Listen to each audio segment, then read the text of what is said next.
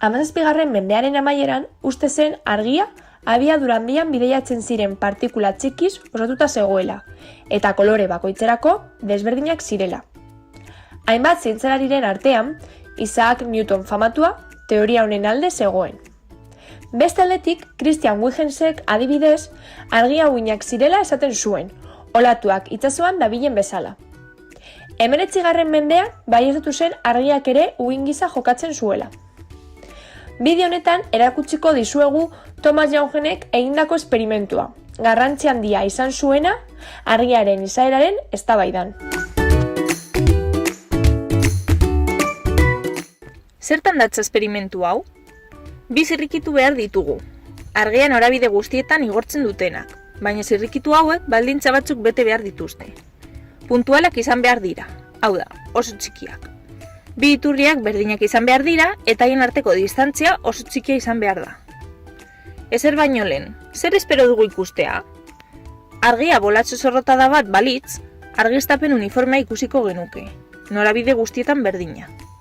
Baina zientzialariek behatu egin zuten, eta interferentziaren fenomenoa ikusi zuten, uhinekin bakarrik gertatzen zen zerbait. Uhinen interferentzia patroia hau da. Irudiaren erdian argi zutabe bat ikusten dugu, maximo bat, eta alboetan bi zutabe ilun, bi minimo. Patroia bi aldetara errepikatuz doa intentsitate txikiagoarekin. Orain, emaitza hau esperimentalki egiaztatuko dugu guztiok etxean probatu ahal izateko. Egia izangote da? Oinetako kutxa edo antzeko zerbait hartuko dugu. Zulo bat egingo diogu hemen, alde batean, han aluminio papera jartzeko, bi zirrikituekin.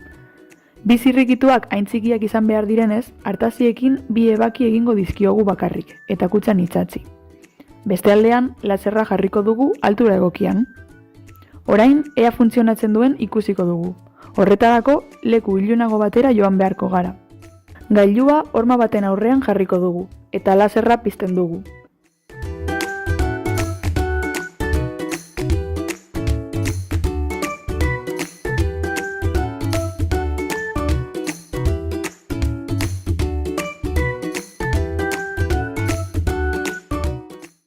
Ikus dezakegunez, espero genuen interferentzia patroia agertu egin da. 17. mendeko zientzialarien emaitza berbera aurkitu dugu beraz. Irudi hori uhinekin bakarrik agertzen zenez, garai hartako fizikariek ondorioztatu zuten argia ez zela partikula bat, uhin bat baizik. Hala ere, oraindik bide luzea zeukaten aurrean. Gaur egun badakigu, argiak behatzen den moduaren arabera, uhin eta partikula portaera duela aldi berean. Hau da, uhin partikula dualtasuna deitzen duguna.